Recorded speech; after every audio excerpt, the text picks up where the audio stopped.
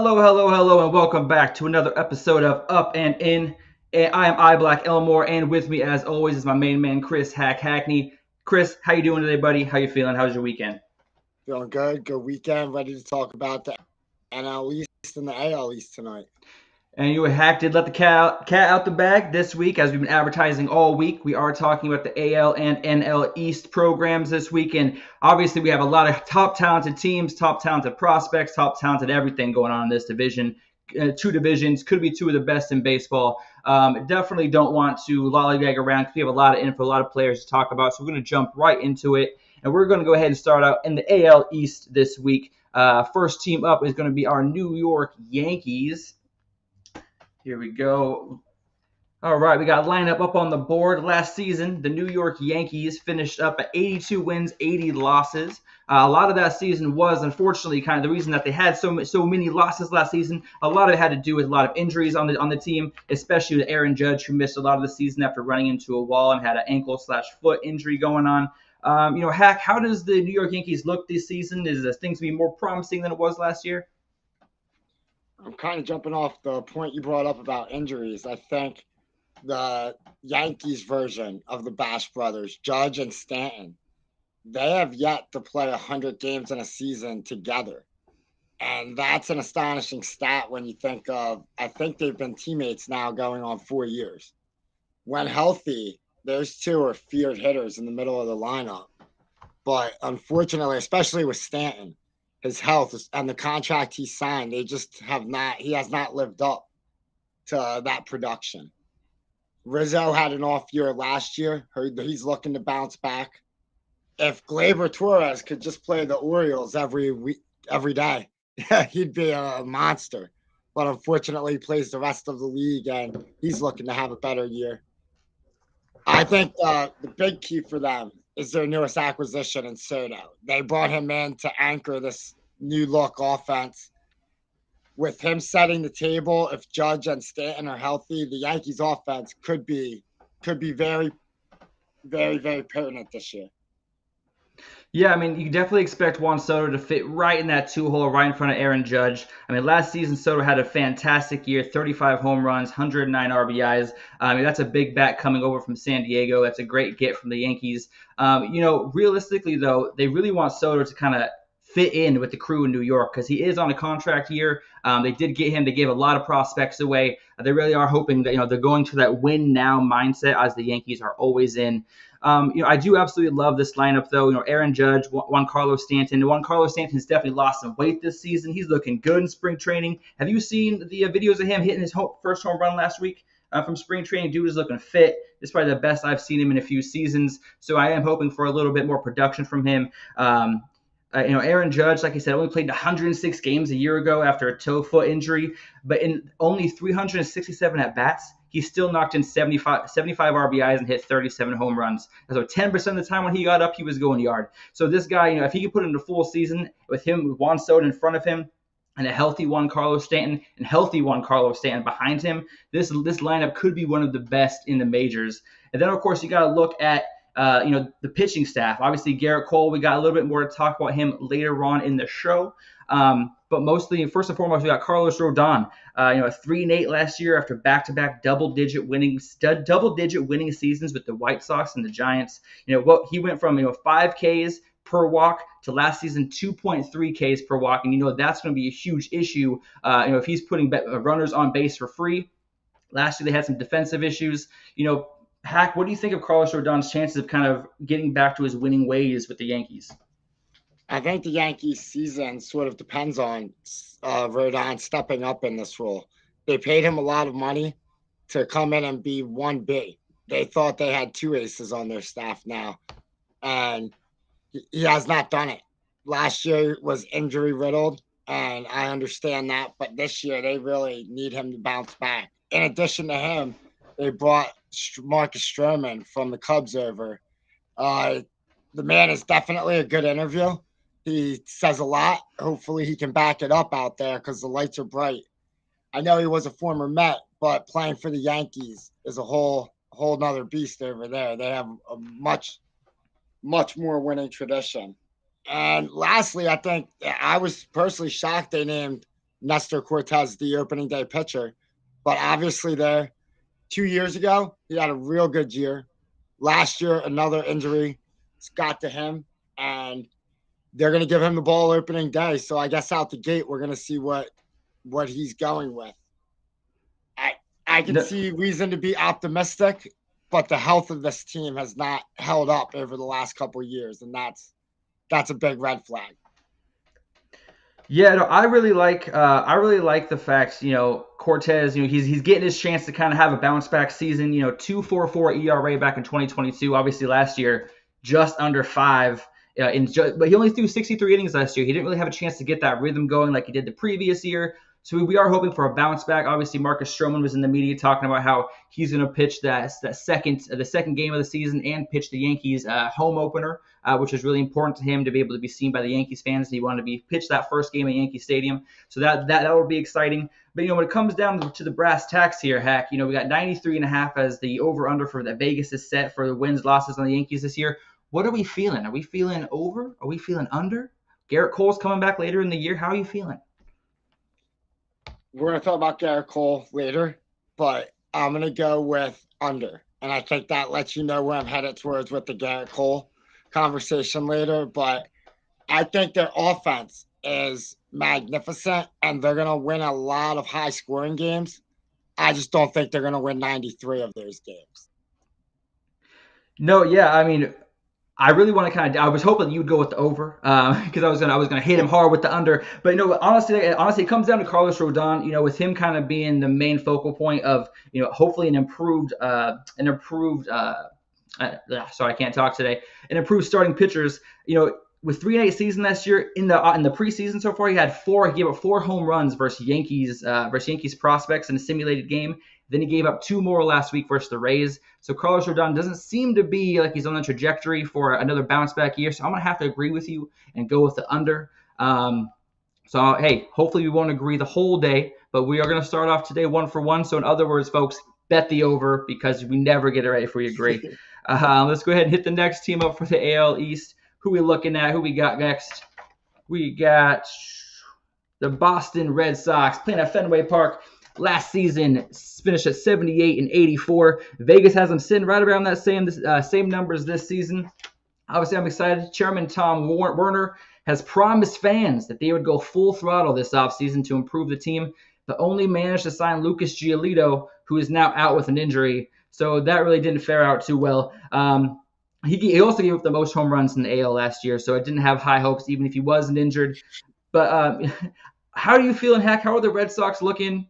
Do you feel like they're going to have a bounce back year? Even with the loss of big names like Turner, are we looking like they're going to have an improved? Do the Red Sox fans have something to look forward to?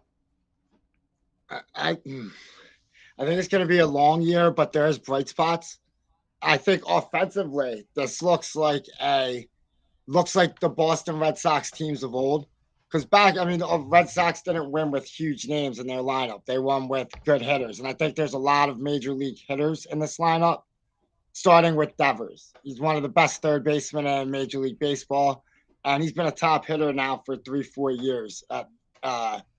Can't say enough good things about him.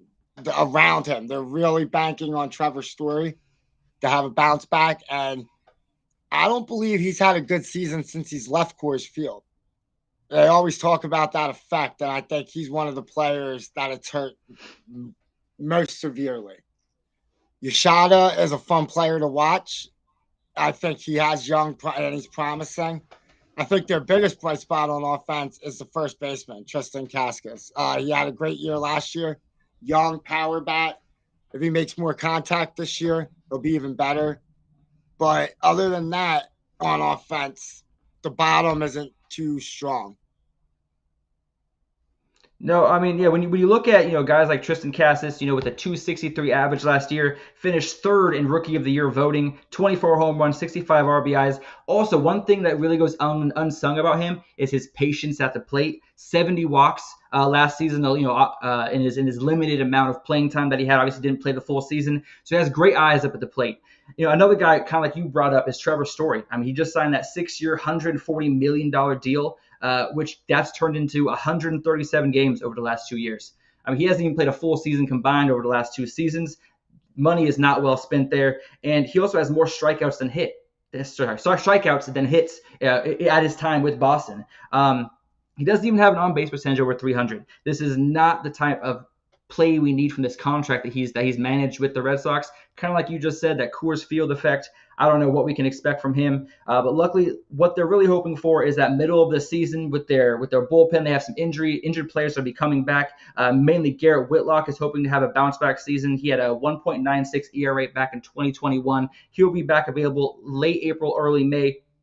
And I'm really excited for Kutter Crawford. Only 6-8 last season, just over 4 ERA, 135 strikeouts, but his ERA dropped 1.5 points season by season, which is a huge drop. We are expecting him to produce that same kind of productivity for the Red Sox and really hold down that third rotation spot. How are you feeling about this Red Sox pitching staff? The loss of Giolito was big and unfortunate. I agree with you. He had the most home runs given up in the AL. So I don't know how much he was going to help, but he was their ace. And him going down hurts. I really like Kutter Crawford. I think he's got a good live arm. He's young. Unfortunately, in the AL East, their pitching rotation is severely underarmed, and it's sad. Like you said, the GM said he was going to spend money, and you can't really see it on this screen. Yeah, and also I wanted to address the comment about Grissom. He is out for opening day, so that's why I do not have him in the lineup. Obviously, once he is back and healthy, he will be in the everyday lineup, but he will not be starting opening day and most likely not opening weekend, so that's why he is not in there. Just wanted to address that real quick. But let's get down to the brass tacks, Hack. 79.5 as the over-under for wins this season. What are you thinking for this Red Sox team? Do you think they're getting the over, or do you think it's another down year? I'm going to go with the under. I think it's another down year and another year where they're sellers at the trade deadline and not buyers. Honestly, Hack, I was hoping again that we would disagree on this, but it's really hard to be a Red Sox fan right now. There's been a lot of promise that they are trying to improve this team, but I don't think trading your best pitcher in Chris Sale to Atlanta is necessarily that move. Obviously, they did get Vaughn Grissom back in return, which is a huge prospect for the season or for the future. Like I said, is going to miss opening day. Like I said, they got a great return on that, but like I said, Chris Sale is a guy you kind of want in your roster that fans love. He's a fan favorite. I definitely have to go with the under here as well. I don't think they're going in the right direction. Hopefully, they can make some midseason moves that may help them stay contentious. But the AL East is one of the top 33 divisions in baseball, and this roster, I don't know if they're really going to be able to compete. Let me see here. But please, in the chat, go ahead and throw in if you think over-under as well. So far, it looks like the under is heavily favored to win. And we're going to bounce on to the next team that we have in store for you today, which is going to be the Toronto Blue Jays. This is a team that I'm really actually excited about. It seems like I'm excited about the Blue Jays every season. On paper, the Blue Jays have been stacked with multiple second-generation players from Bichette to Guerrero to Cavan Biggio coming off the bench at second base.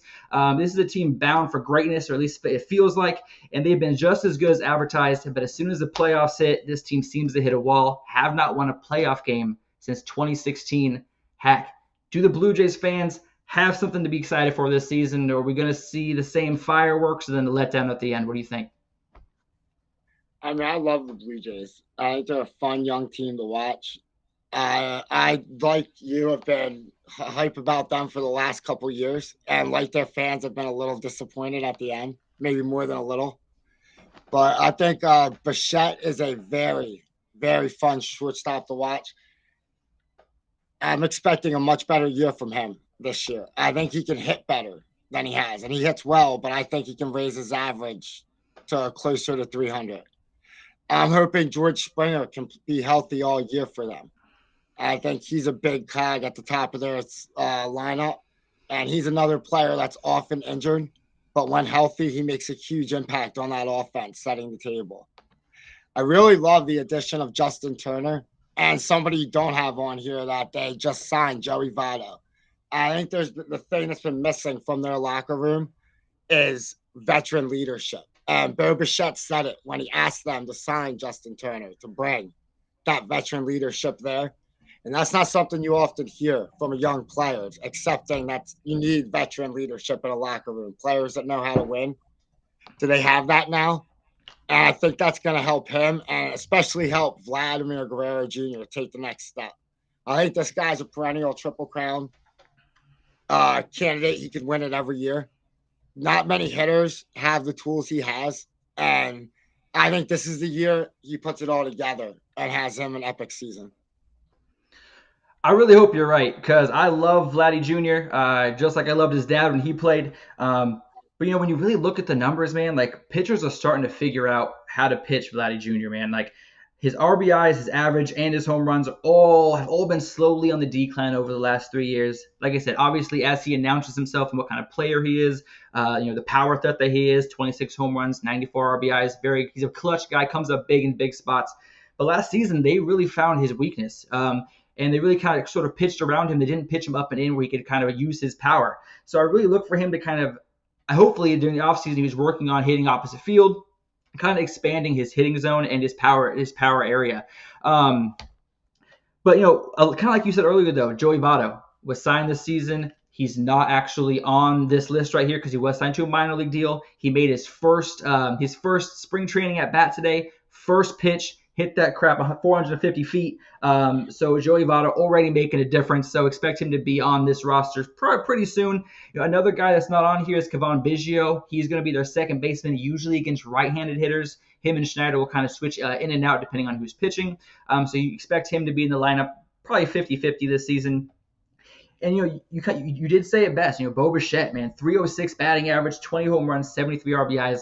Feels like the dude is always on base for the big bats behind him. That's why they went and got Justin Turner, though. He had gotten on the base the most in his career this past season, but he scored the fewest amount of runs because they weren't able to kind of pull that trigger behind him. And adding Justin Turner is definitely going to fix that because he was Boston's offense last year.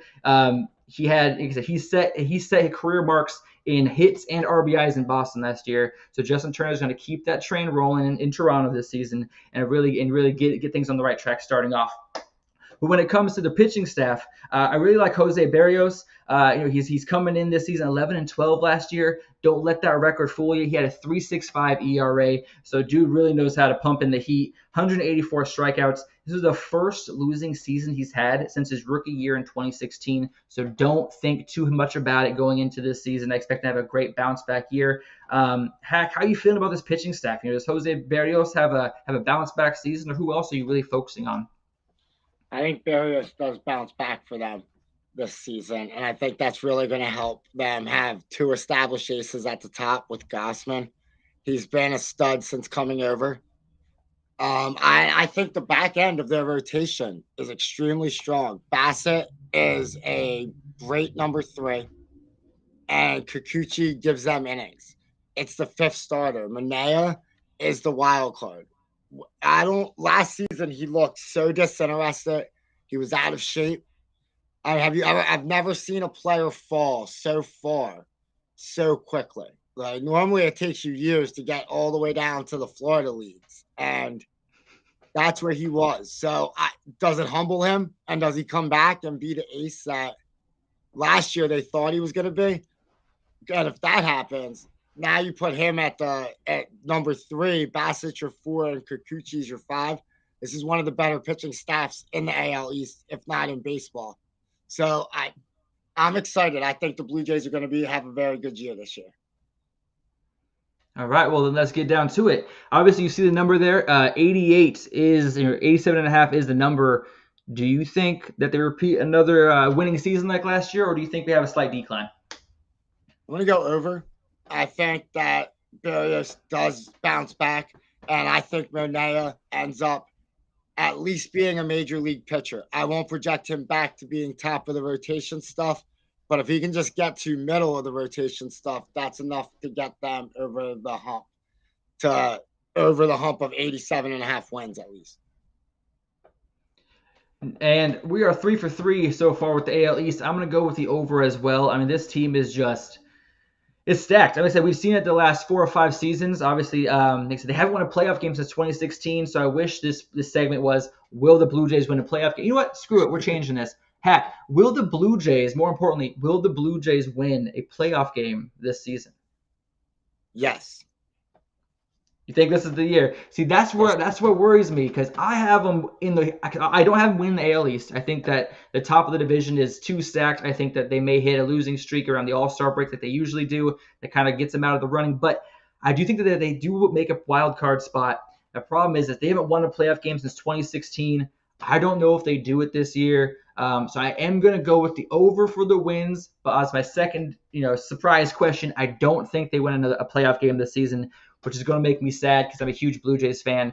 And I'm afraid if they don't win this year, I'm afraid they might have to blow up the roster and kind of start rebuilding and see what they can get for the bigger names like Vladdy Guerrero Jr., Bo Bichette, George Springer. See what they can get for those guys. So hopefully I'm wrong, because I am a Blue Jays fan. But as most Blue Jays fans, they don't want to get too hyped just to be let down again. So we're going to move on. Again, go ahead and throw in the chat if you think over, under on the Blue Jays. And as my secondary question, please let us know if you think the Blue Jays are going to get a playoff win this season. Again, haven't had one since 2016. All right. A couple more teams to go in the AL East. So without further ado, we are going to go hit up the Tampa Bay Rays, Tropicana Field. Last season, one of the hottest starts ever in baseball, 99 wins last year, an undefeated April.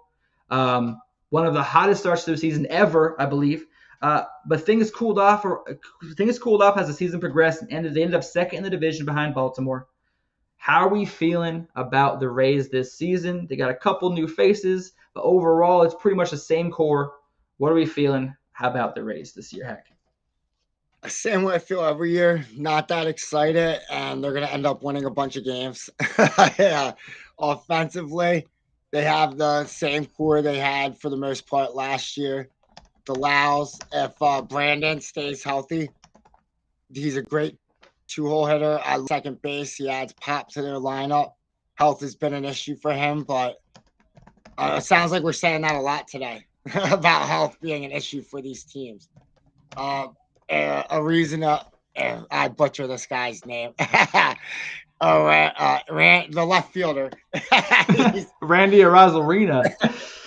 Yeah, I got you. He is their spark plug. As he goes, they go. He can get very hot. Unfortunately for them, he can also get very cold. But when he's hot, he's a hell of a ball player. Great outfielder, and you see the picture is his signature pose. He just makes baseball fun. I do love Randy Arozarena. Watching him at bat, every time he swings that bat, I think the ball is going 7,000 feet, like straight up every time he swings. But one thing I've really noticed about him is that he has increased his patience at the plate. 2 years ago, he only had 46 walks at the dish. This last season, he had 80, almost doubling his walk output, which means that he's taking more pitches. He's being more selective. The problem I see with Arozarena is kind of almost the same thing, though, is his average is dropping year over year. His slugging percentage is down year over year. Pitchers are pitching around him to limit hard contact, hence why he has more walks. So really, I really want to see him expand his strike zone, which, again, this is another guy I've said the same exact thing. I want to see him expand his strike zone, really use the opposite part of the field. I want to see him kind of grow as a hitter. I want to see him hit closer to 275, 280 like he's capable of. But when it comes down to him getting on base, which he's going to do, we need Josh Lowe behind him at the 292 batting average last season, 32 stolen bases, great speed behind him as well, can play all outfield positions. He got hot at the end of last year, 7 multi-hit games in September, really helped carry them into the playoffs. What do you think about some of this pitching staff, Hack? I mean, who really stands out to you when it comes to their starting pitchers this year? At the top, I'll talk about the ace, Zach Eflin. He had a good year last year. Every year, it seems like he just wins games for them. He's just a winning pitcher. It's not always pretty, but he wins. I really like Savali coming from the Guardians.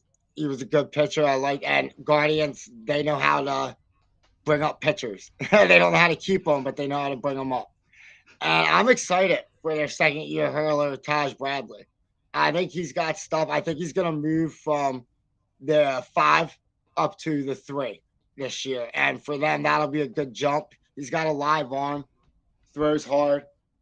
I think this year he's going to learn how to pitch. Last year he threw. This year he's going to pitch. All right, well, we're definitely going to see how that turns out. Yeah, Taj Bradley, he has been shut down for the rest of spring training with the injured pectoral, but he is expected to be back by his first start, so that is good news. Shouldn't miss any time for that.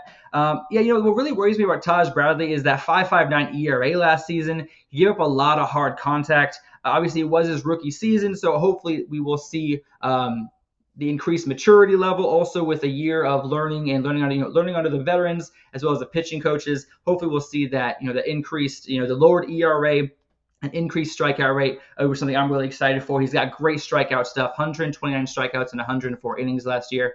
Kind of like you said, Aaron Savali. He came over last year, middle of the season, only played 10 games for the Rays. But really, when it comes down to how how his season went, it's really a case of Jekyll and Hyde. In Cleveland, he was 5-2 with a 2.34 ERA before he came over to the Rays. After he came over to the Rays, he went 2-3 the rest of the way with a 5.36 ERA. So I don't know if he just had, a lingering issue with his shoulder that he wasn't telling people about. If he doesn't like pitching in Tampa, I'm not sure. But there was like two different pitchers, night and day, once he got traded. And also, of course, we can't ignore the fact that they have lost one of the best pitchers in baseball. Tyler Glasnow is now part of the Dodgers. So replacing him is not going to be easy. But this is always an exciting team to watch. Like I said, it's unfortunate they can't fill their stadium. They didn't hit 2 million fans last year for like the 10th straight row or something like that. Tampa Bay fans, go watch your team. They are fun to watch. They're always involved in playoff race. Go see them. 99 wins a year ago. 84.5 is the tally right now. What are you feeling on the Rays? Do you think they're going over, under? What are you thinking? I'm going to go over, but not by much. I think they're going to be about an 88-win team this year. So it's going to be a lot less than last year, but over the 84. Well, honestly, I'm happy that you picked the over because I am picking the under on this one. I just see a lot of question marks as starting pitching. They have currently no left-handed pitchers in their starting rotation, so isn't going to mix things up for hitters in this 3 to 4 game series. I'm not really, like I said, excited about the new pieces on defense that they have. I think Randy Arozarena is going to keep digressing every season. I think it's the under. I think this may be back to the Rays of the earlier 2012 season when they were, one of the worst teams in baseball. I think they actually are going to be cellar dwellers this year in the AL East. I don't know if that's a hot take or not, but I do think this might be the team that finishes fifth, even including behind the Red Sox, and mainly it's because their pitching staff. I think their team ERA is going to be one of the worst in baseball, and that's the reason why I'm saying this. So obviously time will tell, but I am also going under for the Rays. We got one.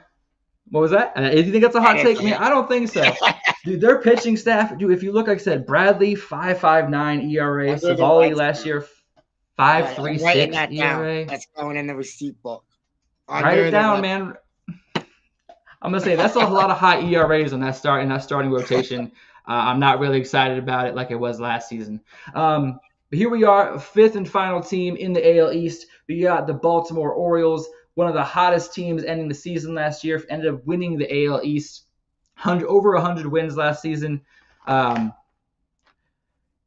And obviously it can be classified as a success, especially with their young talent that they really haven't even debuted yet. Jackson Holliday hasn't even made his official debut yet. So like the talent they had last season that really was shining, Gunnar Henderson, Adley Rutschman, if these guys were really just showing out and showing up last year, and they have another great talent that they're going to be bringing up this season. I'm really excited about, like I said, the Orioles. They went out and they got Corbin Burns as an ace pitcher from Milwaukee. I mean, heck, talk about the Orioles. Tell me what you think. You excited as I am, or?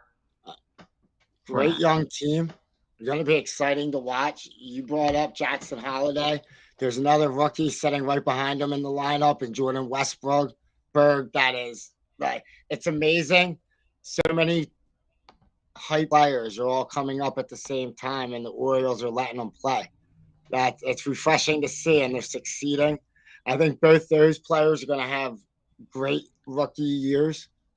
Austin Hayes an underrated outfielder for them. He does nothing but hit 20 plus home runs for them yearly. A good outfielder. Rashman's turned into one of the best catchers in the game, and he's 2 years into it. It's amazing to watch him handle the game behind the plate and bat. And I think that the difference maker on their team this year is going to be Gunnar Henderson. He's batting leadoff for him, and I think he's ready to explode. Last year, he had the name, but he didn't necessarily put together the complete season. This year, I think he puts together a more complete season. I don't think we're going to see a total growth because he's still young, but he's going to put together a season that next year we'll be talking about him and Bobby Witt Jr. together instead of Bobby Witt Jr. and everyone else. I like that take. Gunnar Henderson is really an exciting player. He had an even better postseason. He batted 500 in the postseason, really came in clutch when his team needed it the most. Even though he didn't move on in the playoffs, he was still one of their players that actually showed up and showed out, which was nice to see, especially young talent. That's where Adley Rutschman, you mentioned, he kind of went away in the playoffs. He did the opposite of Gunnar Henderson. He only batted .083 in the playoffs, going 1 for 12. Really kind of didn't show up. But I'm excited for him to have a second year, show some growth. 277 average last season, 92 walks at the plate. He's really patient, has great eyes, which obviously from a catcher, it's nice to see him translate that to having a hitter's eye as well. He only had 7 hitless games in September.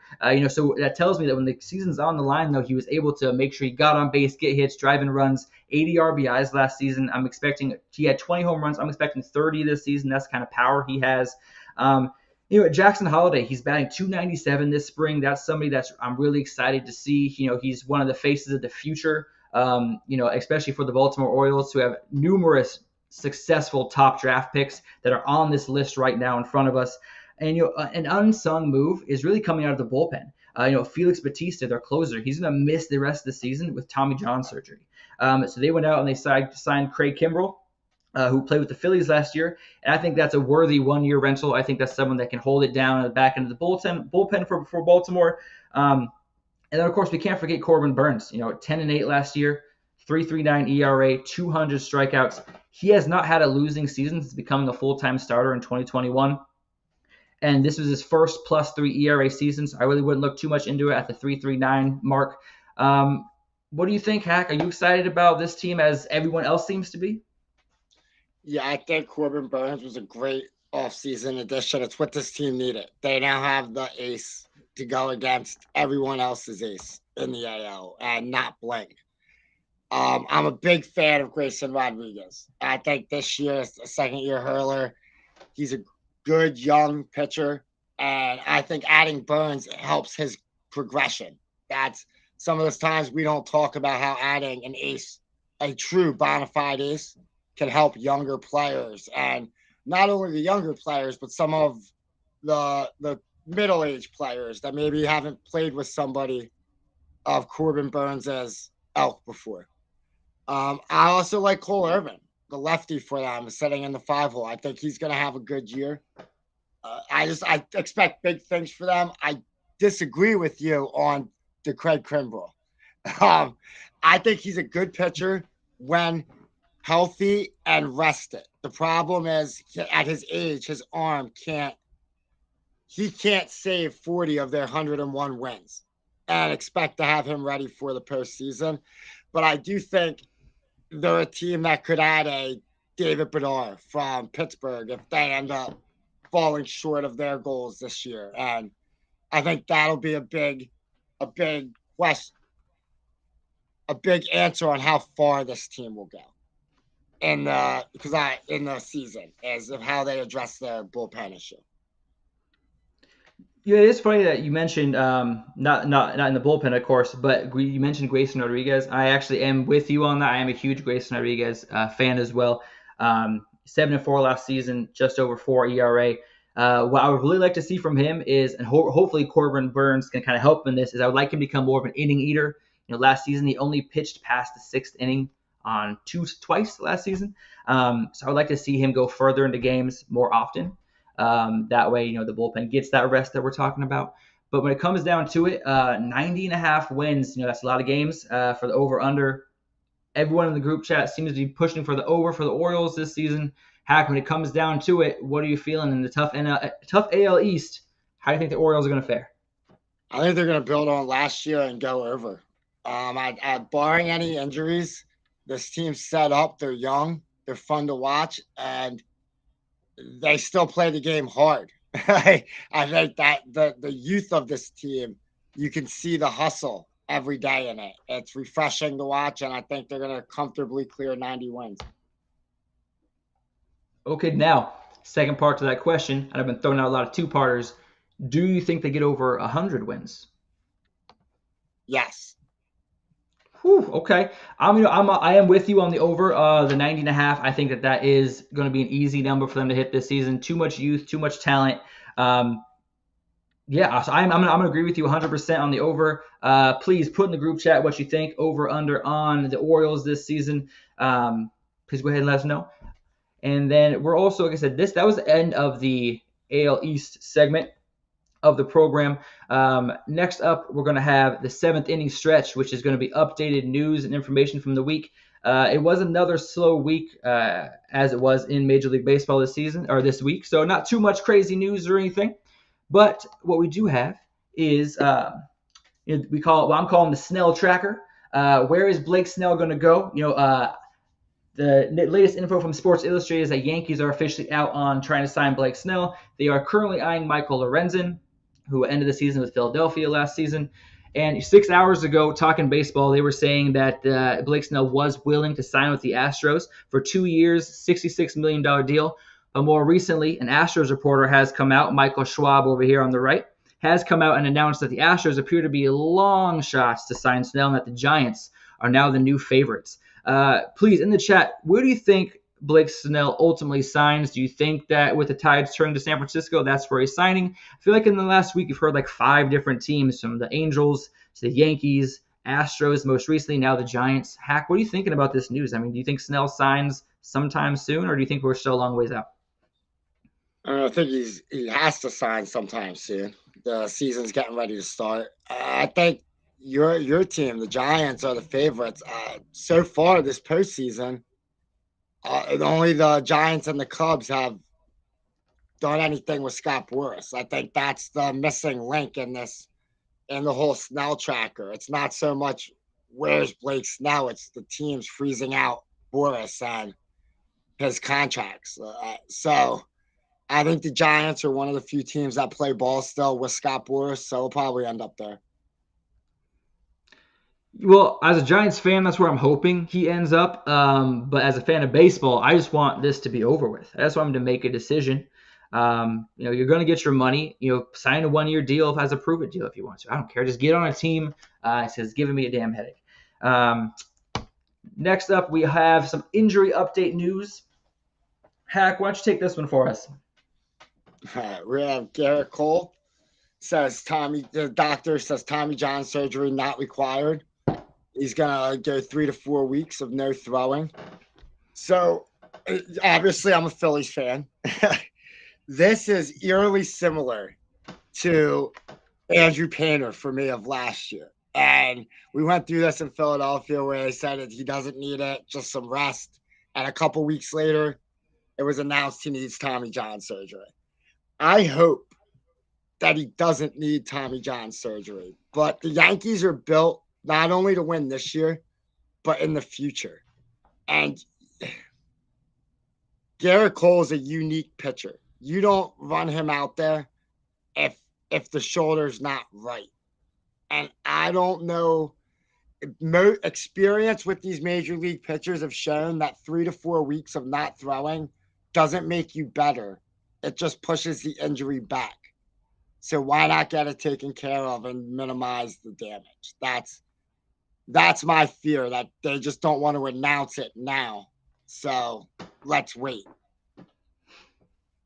Yeah, I mean, ultimately, I think with the season about to start, and the fans are as excited as ever for this team, especially after signing Juan Soto. I think you have something to it. What you're saying with them kind of maybe holding what's going on a little closer to the vest than typical. I think they will hold him from no throwing for 3 to 4 weeks, and then in 3 to 4 weeks we'll have an update for you, hopefully with him coming, warming up and stretching and throwing again. Because obviously having him in baseball is better, for the fans and better for the sport. So hopefully he does recover from that injury quickly, and he's not out for a season, because that would be devastating, especially at age 33. It's kind of hard to come back from. Now we're going to go ahead, like I said, these preview shows, we're going to kind of bust through them as, when the regular season starts. We will go ahead and take more time as we go through each topic, but it's so much to cover. We just want to keep it going, and we are going to jump right on over to the NL East. Thank you so much for hanging around, guys. I appreciate you all hanging out with us tonight on your Sunday evening. But first off, we're going to talk about the Atlanta Braves. One of the best teams in the NL East for a few years now. 104 wins last season, best mark in baseball. But Atlanta made a quick exit against Philadelphia Phillies last season in the playoffs. And what did Atlanta do to respond? They went out and they grabbed another rock star arm for the rotation in Chris Sale.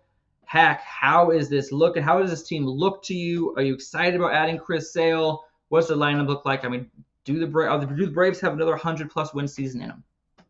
I mean, when you look at this lineup, it's like you played MLB The Show and just assembled a team full of stars.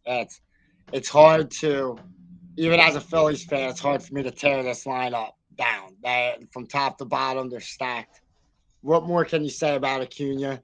He is the best positional player in baseball. I think last year he proved that by far. Such discipline at the plate, speed, power. And last year, the knock on him was sometimes he looked unmotivated defensively. I don't think you can say that anymore. I think he's turned into a team leader there. And like I said, you can't say enough good things about him.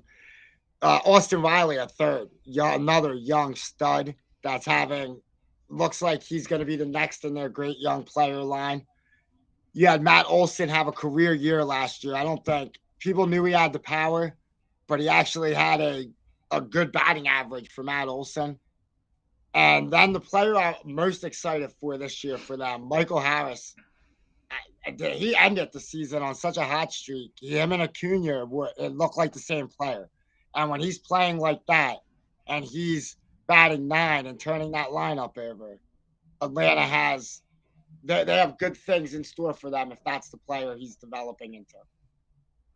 I mean, yeah, absolutely. Michael Harris, if he's sitting at your 9 hole and he's hitting 293, I don't think anyone's too upset about that. And you know what? You're damn right. Ronald Acuna Jr. is one of the best baseball players in general in the league. I mean, he's only 26 years old, really probably just hitting his prime. He sets career highs in home runs, RBIs, hits, average, and stolen bases last year. That's right, 73 stolen bases, career highs in 5 separate categories. His walk to strikeout ratio is damn near 1-to-1, and he's only getting better. Like I said, he plays in right field. He doesn't have too strong of an arm out in right field. I think honestly, his weakness, if there is one, is going to be he's going to be on the defensive side of the ball.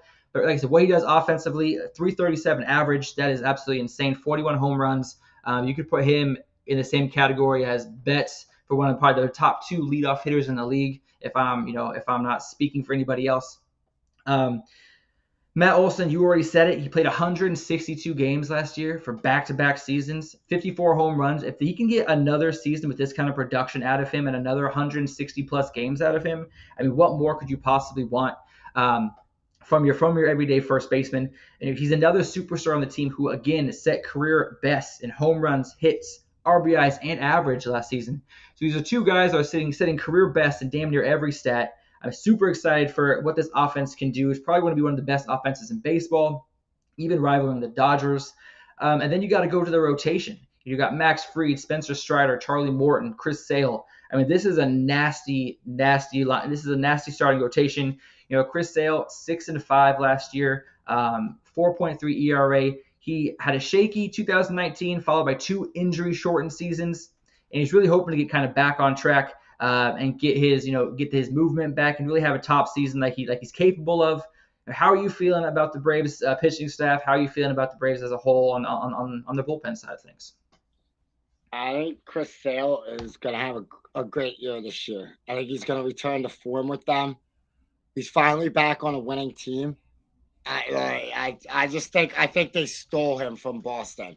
They could afford just giving up Grissom when they're so stacked offensively. They stole him from Boston. He's in a low pressure situation. Yeah, I mean, you have him slatted in below Morton. I think he's more their three, and if he's healthy, he's going to be their three. But he's in a great spot. I mean, their top, Fried and Strider, both of them are Cy Young candidates, so can't really argue with those two as a 1-2 punch. If Sale's healthy, they're going to be real tough in the playoffs with those three being their games 1, 2, and 3 starters. Yeah, I mean Spencer Strider, man, absolutely filthy stuff. 20-5 last season, best record in the bigs. And then to go with that, 281 strikeouts, most in the majors. I mean, this guy's nasty. The dude has a career record on the mound, 32-10. Dude's lost 10 games his entire career, which is basically like 2.5 seasons, which isn't like a huge sample size, but that's crazy. You know, as being so new to the league, big league hitters with scouting reports, like they tend to pick up tells and like things that you typically have a more of a down season, year 2, maybe year 3. He's not seeing that. He's not showing any sign of batters and hitting coaches picking up on anything with him. So I am excited to see him go this year. I think it's possibly another Cy Young winning season for him. But what we're looking at, Hack, 101.5. That's a lot of wins. What do you think? What do you think about the Braves? A lot of wins, but I'm going to go with the over. I think this team, like the Dodgers, they're not playing for the regular season. They're going to get to their 100, 104, 105 wins. And they're both, it's a playoffs. We're not talking about regular season with the Braves. We all know what's going to happen with that. Yeah, I mean, 101.5, that's a lot of wins, especially last season at 104. They had career best seasons from Acuna as well as Matt Olson. So you had two of their star hitters having career best seasons. I don't know if they can produce those same kind of numbers again this season, which has me actually choosing the under on the Braves. Still have them as my favorites to win the NL East. But like the Mets, they're going to be better this season. The Marlins, they're going to be better this season. The Phillies are obviously always going to be top competitors, especially against the Braves. And even the Nationals, their pitching staff is starting to come together. So each team that they're playing the most in the regular season is getting better. Not better than the Braves, but they are getting better, which means that they are going to lose a few more games this season, a few more close games. And I don't expect Acuna and Olson to have breakout seasons again like they did last year. So I do expect them to regress a little bit. So I am going to take the under. 101.5 is just too many wins to kind of bank on. So I'm going to say the under on those. But please go ahead, throw in the chat over under what you think. If I'm crazy, go ahead and tell me. That's cool. That's just my opinion. But we're going to go ahead and keep on going on to the next NL East team. And we are going to be looking at, who did I put second? Oh, yeah, the Miami Marlins. What are we feeling, Hack? How are they looking this year? I mean, they weren't given much hope last season, but this scrappy Marlins team did manage to make the playoffs, and they're looking to build off that. So what are you thinking when you look at this roster, whether it's the lineup, pitching staff? What are you thinking? How are you feeling about the Marlins? We'll start off with their leadoff hitter. Luis Uriza, professional hitter. And all he does is he keeps baseball interesting with his chase for 400. He never quite gets there, but great hitter, gets on base a lot. I like the addition of Tim Anderson. Jake Burger in the 3 and the 4 hole was a good pickup last year for them. I think he's going to add some pop to their lineup.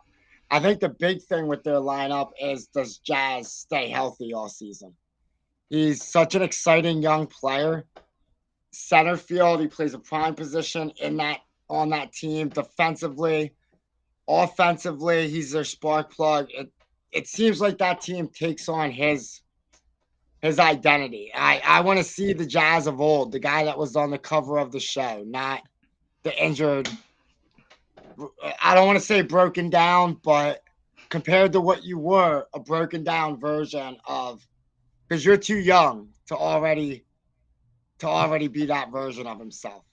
What do you think? No, honestly, I think you're right. I was just about to say too, like, I want the dude that was on the cover of the show. That's the athlete I want, because that's what he's capable of. But yeah, he didn't play a full season last year. He's yet to play a full season. He had 250 batting, 19 home runs, 51 RBIs. and he's got an amazing leather glove. Leather glove. Wow. He flashes the leather in center field like no one's business. I don't know what I'm talking about today. Live TV, folks, unscripted. But no, Jazz is awesome, man. Like I said, with what he produces when he's playing, if he could play a full season, this is someone who could have a 30-30 type season. I mean, that's kind of impact he has for the Marlins. When you look at their lineup, another player is, they lost George Soler last season or this season to the Giants. Obviously, they picked up Josh Bell and Jake Burger, who they're hoping will kind of take over that power hitting role. Jake Burger had 34 home runs a year ago. Josh Bell came in with 24, but had previous season had 39. So they're hoping for a little bit of a resurgence in his power category. And then, of course, you got that starting rotation, which unfortunately Sandy Alcantara, who cannot speak today, had Tommy John surgery in October, so he's going to be out for a while. They got Braxton Garrett coming back at the end of April. But really, I want to focus on is Jesus Luzardo. I mean, this dude is a beast. He finished 10-10 last season.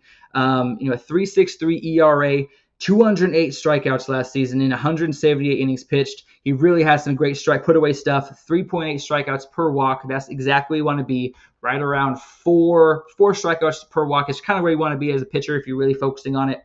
And I expect him to cross 200 innings for the first time. And I need him to improve things. I need him to improve his time to the plate with runners on base. As a left-handed pitcher, guys should not be getting big leads off him. He gave up 11 stolen bases last season, which is the most in his career. And so that's something he needs to kind of nip in the butt because he's giving up that extra base, which is putting runners in scoring position, which is going to hurt his ERA and hurt his team. So look for him to make some adjustments when he's in the stretch and get to the plate a little bit quicker this year. Hack, what are you thinking? I think he has Cy Young stuff. It's just the little things, like you said, that affect him. I think this year, going into opening day, being the ace of the staff is going to help him. And I expect 15 wins out of him this year. I think he's going to have a real good year. I like Yuri Perez, a young righty for them. I think he's got a good young live arm. I even like Cabrera and Rogers. They're just young and a young pitching staff. It seems to be every year with Miami. You say they have a young pitching staff, and if they can pull it together, this will be the year that they not compete for the division title, but maybe not the second wild card, but the first wild card spot. I don't know if this is the young pitching staff to do it, but I do like Luzardo and Perez. Yeah, one thing that really kind of throws me for a loop is them throwing A.J. Puck into the mix of the starting rotation. He hasn't pitched out of the bullpen yet in his career. He's got some great stuff. The problem is he only comes in for 2-3 inning stretches at the most as a middle reliever. So now coming into the starting rotation, will he have early season success and then fall off towards the end of the year as hitters figure him out? Or will he kind of cement himself into that starting rotation, which when Sandy comes back into the lineup, only time will tell. Obviously, like I said, 84 wins, 78 losses for these Marlins last season. Vegas has them regressing a little bit, 77.5. What do you think over, under, how the Marlins end in the season? I have Jazz actually being healthy this year and being the Jazz from the cover of the show. So I think they're going to be over. I'm not talking crazy 90-win season here, but I think they're going to end up between last year and this projection, right around 80 wins. I'm going to have to go with the under when it comes to the Marlins. I'm seeing a lot of big bats coming in. I'm not seeing a lot of average behind Luis. Obviously, he's going to get on base. Tim Anderson was streaky last season. Jake Burger and Josh Bell are not really average hitters. They are not hitting for average. They're hitting for power. So they're putting a lot of their eggs in the home run basket, which tends to not really fare so well unless, of course, you're the Dodgers or the Braves. And then, of course, you got the starting rotation. A lot of unknown names, a lot of question marks. When Braxton Garrett gets back, I'll feel a little bit better. But for right now, I'm going to have to stick with the under on the Marlins. I think they might be the cellar dwellers of the NL East this season, if I am throwing that out there. Please, again, throw in the chat, over, under, whatever you feeling like for the Marlins. Either way, they're going to be fun to watch, though. Jazz, if he's fully healthy, he is a highlight reel waiting to go. So I am excited for that. Hopefully Tim Anderson doesn't get punched this season. Another thing will be on Punch Watch. But next team up is going to be the New York Mets, a New York team that obviously fans were very hype on last year. Finished 75 and 87, not at all what they were envisioning with the season started. Um, Coming off a 101 win season the year before, ownership spent a lot of moolah to get better, to bring in better guys like Quintana, Senga, and Verlander. $375 million spent to get those guys in there, and only won 75 games last season. Hack, how do the Mets look this season? Have they improved? They've lost a lot of big names, but do they have something to be hopeful for? So the Mets. I like the top of their lineup. I think Nemo has turned into one of the better outfielders in the NL. Lindor, since he's come over, has actually earned his contract with them. Take Alonso out, and he's been their best player. Jeff McNeil's a weird choice for the 4-hole. I personally would go a different route there.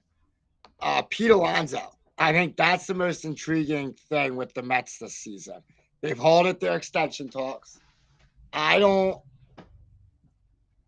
What used to be their cornerstone, and you would have thought the polar bear was going to retire a Met.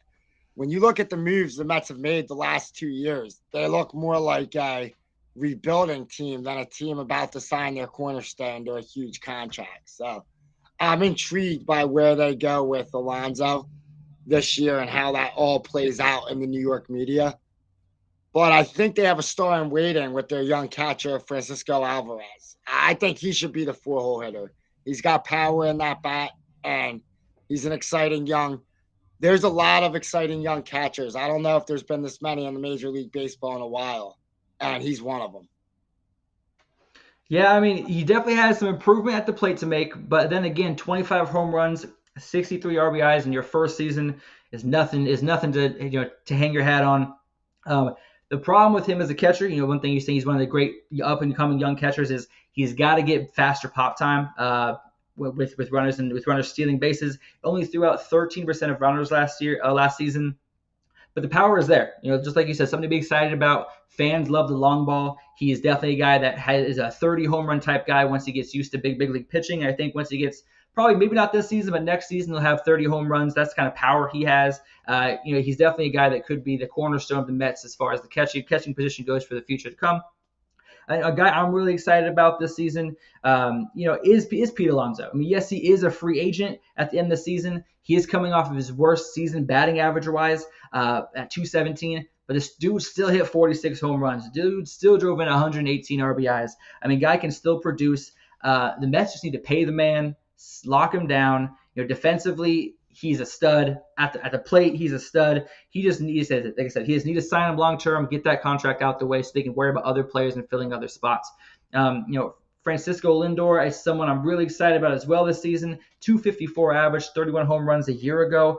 He's the model of consistency. He's around 340 on base percentage every year, 25 plus home runs. One thing he has struggled with is strikeouts. He had 2 straight years over 100 strikeouts.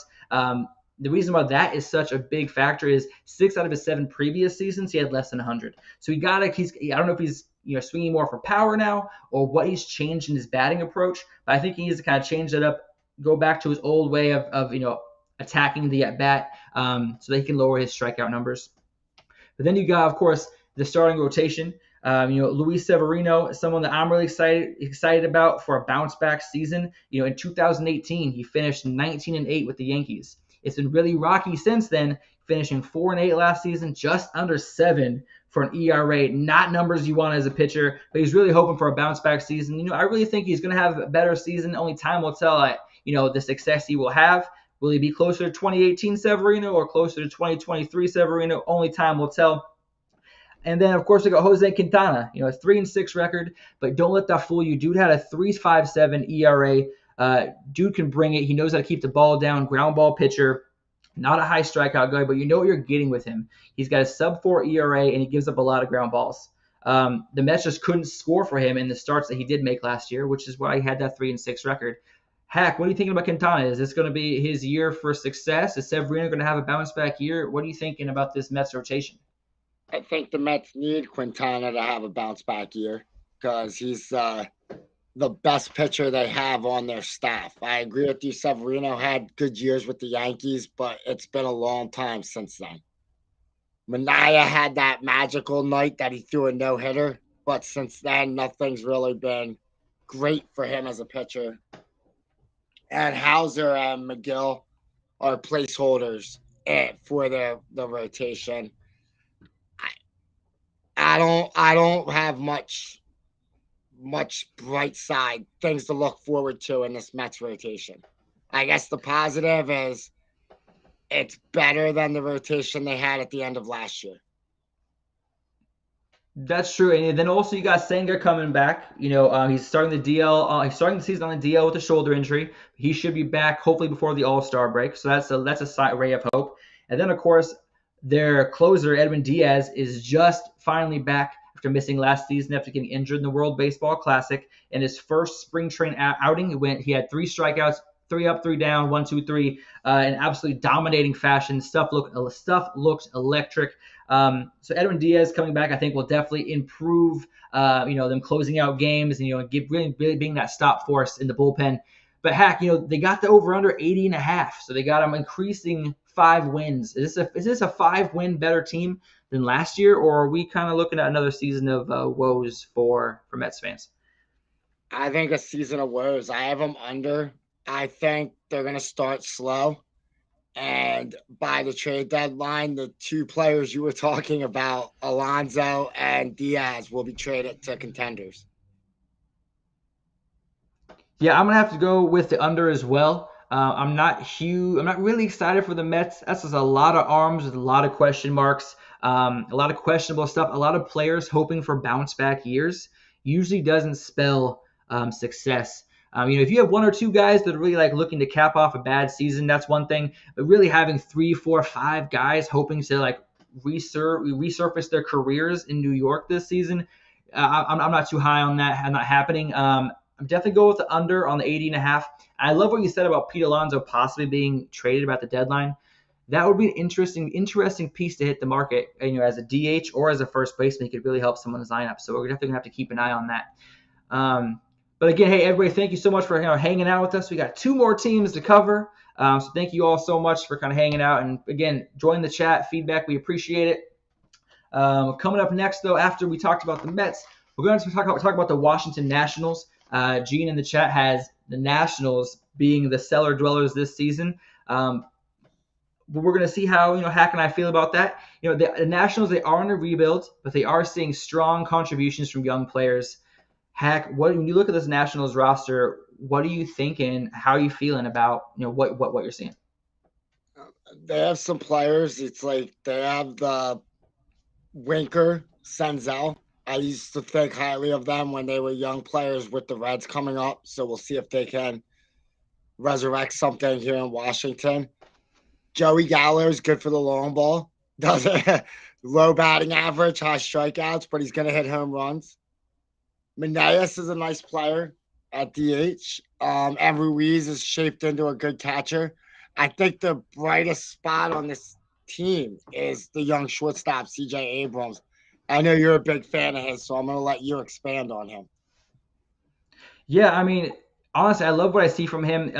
He needs to improve his eyes at the plate. Being that leadoff guy, he needs to kind of change up his 2-strike approach a little bit, shorten up his swing, and really put the ball in play. That's what the Nationals need him to do. They need him to get on base. It was his first full season. He had a 300 on base percentage. We want to look to increase that, hopefully around 364. Unless your name is Kyle Schwarber, we want you on base 35% of the time. You should be getting on base. He doesn't have the power to be that kind of player at the leadoff spot. 18 home runs, nothing to bat your eyes at. He's got the power. I'd like to see him shorten up his swings a little bit with 2 strikes, put the ball in play. And another guy I'm really excited about is kind of like you said, Joey Meneses. 275 batting average, 13 home runs, 89 RBIs.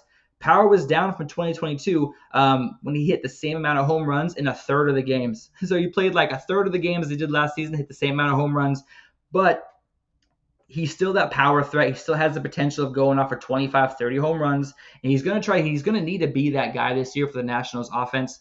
But the strength of this team, and yes, I said the strength is in the starting rotation.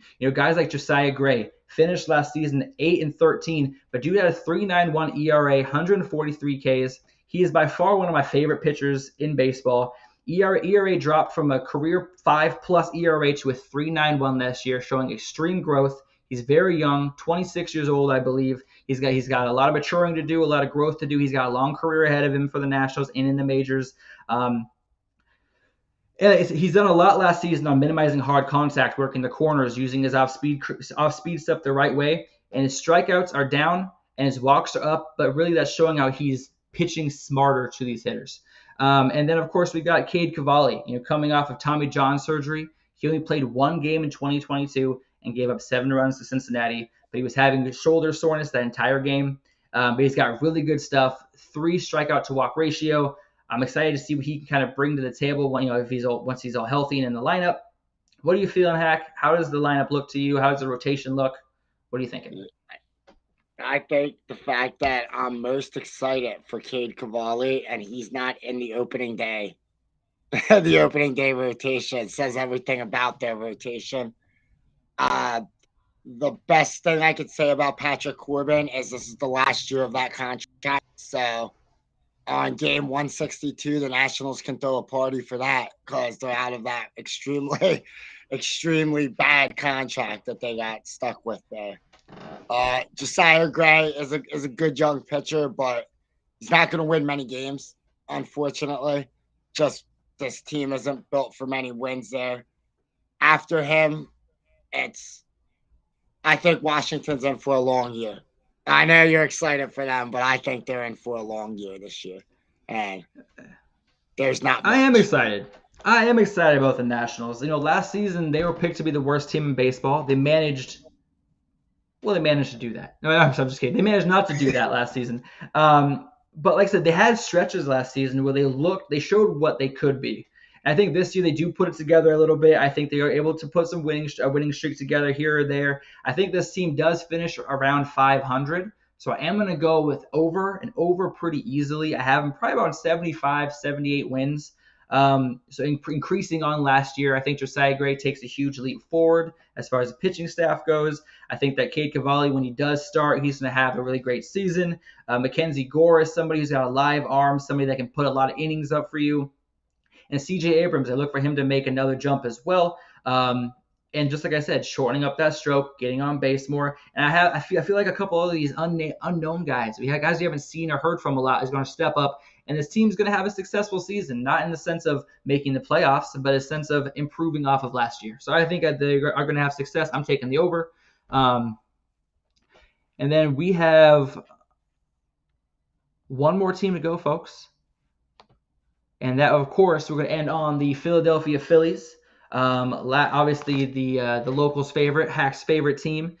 Phillies fans have a lot to be excited about. Returning most of the core that brought them to a World Series and an NLCS last season. World Series 2 years ago, NLCS last season. Hack, this is your team, baby. So just break it down for me. How does the season look for you guys? How does the lineup look? How are you feeling? I feel real good about this team. It starts with our captain, Harper. Smooth the first this season. I think that's going to be good for him at the plate. I don't know how much it helps the Phillies. I think he's served us better in right, but first base, it works. I'm talking about their young players, Bohm and Stott. I think this year both those young players take a big jump. Bohm from the 4-hole, he's going to have a lot of opportunity with the players in front of him to bat with batter people on.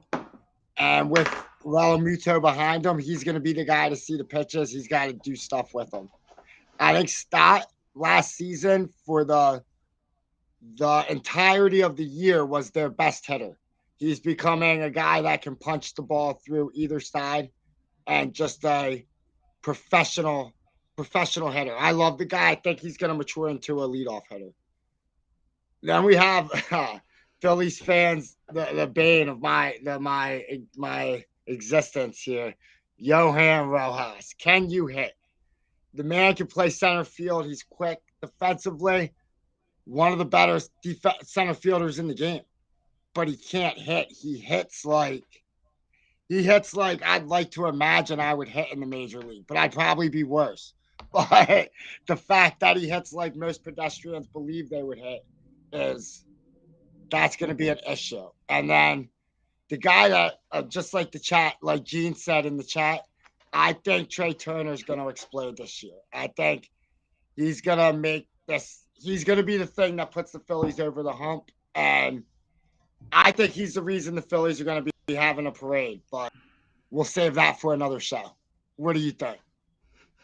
Yeah, Trey Turner, he's obviously it's no secret to Philly fans that he started off the season a bit slow. There were even calls for fans to be like, "Hey, please don't boo him, right? Let's cheer this man on. Let's get him successful." And they had a couple games there where they gave him standing ovations after a really bad series. I forgot who the series was with. But after that, he really kind of came alive and became the Trey Turner that we're used to from the Dodger days. Ended up finishing at 266 average. Obviously, we look for that to increase and improve this season. 26 home runs, 76 RBIs. Dude still had 30 stolen bases last season. Could he have a 30-30 season this year? 30 home runs, 30 stolen bases? It's definitely possible. I really like this team. He's a Bryce Harper first full season at first base. I think that's a fantastic move. Not only because first base is an area where Philly fans have kind of had complaints in the more recent past, fielding abilities and hitting ability. I think Harper kind of solves all of that. The dude can play anywhere you want, not like Mookie Betts style, but dude is damn near lethal anywhere you put him. I also think it's better for Harper's longevity in the league. Putting him at first is going to add probably 1 or 2 seasons to his career because of saving his legs from the outfield, all that good stuff. And then of course you got Kyle Schwarber, one of the most unconventional leadoff hitters in the history of the world, honestly reshaping the game. You got Betts, Acuna, and then Kyle Schwarber, leadoff hitters with 40 home runs. Obviously, when you look at him, you don't see a leadoff guy, batting 197. That's not typically what you would think of. However, over the last 2 seasons, he's managed to score 100 runs in both seasons. 46 plus home runs both seasons. From the leadoff spot. If I were to give any fan of baseball a heads up on what to bet this season, every time the Phillies have a game and Kyle Schwarber is leading off, just put money on first at bat home run. I promise you'll end up positive at the end of the year. That's how like clockwork he is at hitting bombs first. He's a guaranteed 1-0 lead when he's in the leadoff spot. And then of course you got to go to the bullpen. You guys just signed Aaron Nola, 7 years, $172 million deal. Zach Wheeler, 3 years, $126 million. And they've really locked down the heart and soul of the starting rotation. You get guys like Ranger Suarez who have shown that they can compete with the best of them. Like last season, he proved that. And then a guy you're really hyped about this season, Hack, is Christopher Sanchez. He finished 3-5 last season, but he showed what he's capable of with that 3.44 ERA. He only has 22 career starts, and his ERA has dropped from 5.63 down to 3.44 last season. So huge improvement on ERA. You seem to be really excited about him. Tell me why. I think he has great stuff. Lefty arm. Lefties are always a valuable thing in baseball pitching. He's a change of pace. He didn't get scared in big moments. And playing in Philadelphia, you're going to be pitching in big games. He stared down the Braves when he faced against the Braves. He's pitched in big spots, and he shut down teams when we needed him. We needed those wins. I think he's going to ascend to 4. I thought in the beginning, until spring training, he was going to overtake Ranger for the 3. But Rangers seemed to showing up to spring training on a mission to show he belongs, talked about with Nola and Wheeler in this rotation for what he's done. Because playoff pitching, I know we're talking regular season, but Suarez is another big moment pitcher. On this Phillies team, we have a lot of big money pitchers that when the moment arises, they're ready to go. You talked about Nola and Wheeler. I think they've been steady for years, signed contracts in the offseason. They're going to anchor our team for the next 3 years here. The bullpen is the question mark, which has been the question mark for years now. We have Alvarado. We have Dominguez. I think the young kid Kerkering is going to be groomed to become the closer. And seeing his stuff last year in the limited supply we saw, it's electric stuff. It's just you never know about a closer till they close, But I'm excited for this season. I'm going to ask you a question here, kind of off script, just because it kind of came to me. And again, if you're in the chat, please feel free to chime in as well. How do you feel about that Aaron Nola contract? I mean, he hasn't really had a show out season since like 2018. And again, this is just asking. Obviously, like I said, Philly fans love him, but he hasn't really had a great season since 2018 when he was 17-6. How do you feel about locking him down for 7 years? I know I put you on the spot, and that's my bad. I know I personally love it, and I'm gonna give you a couple of names why. Lucas Giolito, Carlos Rodon, Jacob deGrom, Max Scherzer, all big name pitchers that teams paid a lot of money to, that have pitched less than 200 innings probably last year. And Aaron Nola, for all of the faults and all the complaints, and whether justified or not, look, I'm a Philly fan. We complain sometimes, even when things are good. And Aaron Nola, if we would have let him walk, would have been one of the bigger mistakes. There's a handful of pitchers in the major leagues over the last 4 years that have thrown 200 innings and don't miss starts. And he's on that short list. Okay. So I just want to hear your opinion. We were going to pay a pitcher anyway. I'll take the guy that's at least going to take the ball and go out there for 30 starts for us in 200 innings. I respect how you're feeling about it. I just want to hear, because I heard kind of mixed bag from Philly fans. Some of them were happy about it. Some of them weren't so happy about the length of the contract. So I just want to see what you were feeling. And like I said, only time will tell if it's a good deal or not. But hey, that's, when it comes down to the season of the Phillies, Vegas has them finishing exactly where they ended last year. 89.5 is the over/under on the Philadelphia Phillies win-loss total. What do you feel for the Phillies? I'm gonna let you go first because this is your team. If you give me your fan answer and then give me your analyst answer. Both my answers are the same. I think they're gonna go clear over. I think they're gonna push 100 wins this year. If you watch the team last year, they were a roller coaster. I think this year they don't roller coaster. I think Trey Turner doesn't start cold. He starts off being Trey Turner. The offense goes. Every offense has its weeks that it doesn't perform, but they don't go months. I see this team challenging Atlanta for the division. If Atlanta has 105, they could get to 100, and it's going to be their division's going to look something like Baltimore, Tampa Bay last year, 101 to 99. I like it. I like it a lot. I mean, there's a lot to say about the Philadelphia ownership really focusing on keeping the core together. I mean, it's good to see Harper. You got Real Muto. We got Turner. We got Schwarber. I mean, Castellanos. I mean, the guys that really make this team go, that the fans really get behind, that the fans get hyped for. They really kept those guys in town. Wheeler, Nola. Ranger Suarez has that possibility, of getting there with the fans as well. I mean, like I said, this is from my point of view. This is a great team, and I think you're damn right. I think they will really pose a threat to Atlanta as far as the NL East, how much they've owned the division in the last few years. I think this could be the year the Phillies do take that division. So we're just going to cut to the chase. What do you think, Hack? Do you think who wins the NL East this season? I'm going to go, as much as I hate to say it, I'm going to go with Atlanta because I don't know if Philadelphia. I think Atlanta needs it more. The Phillies don't. At least my feeling, I'm just a guy. I'm not. But they don't look like. They look like the team that worries about what happens in the postseason, and I think the Braves play for that best record in baseball, and that's their pedigree. That's not a Philadelphia pedigree. We're playing for the World Series. They play to knock the Braves out of the postseason every year. So I think it'll be close, but I do think the Braves have a deeper lineup, and that'll X out the extra 1 or 2 wins that it might come down to in this division. Yeah, I would have to agree with you with the Braves winning the division. One thing to say about the two best NL East teams is continuity with their lineups.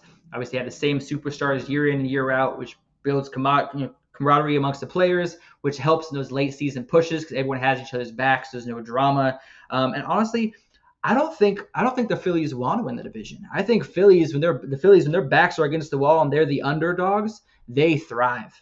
I mean, last year against the Diamondbacks, the Diamondbacks were the underdog, and we all know what happened there. The Diamondbacks were able to win that series. Don't mean to bring up bad memories, but when you look at it, every time the Phillies are considered underdogs, they dominate. They take the MLB world by storm. So I don't know if the Phillies want to win the division. Do they have the capability to? Absolutely. Do I think they do? Not quite. I think they take a wild card spot, but I think that they have another deep playoff push. And who knows? The World Series is the limit for this team. So I will agree with you. I'm going to go with the over as well. But hey, everyone, I do appreciate you guys hanging out with us on this Sunday evening, talking baseball. We'll be doing this every Sunday during the season. We appreciate you. Feedback is always appreciated. Have questions, comments, concerns, put them in the chat. Let us know.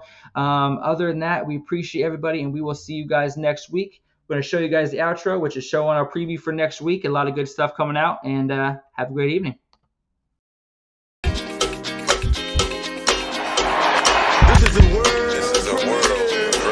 This is a world premiere. I done been through a whole lot.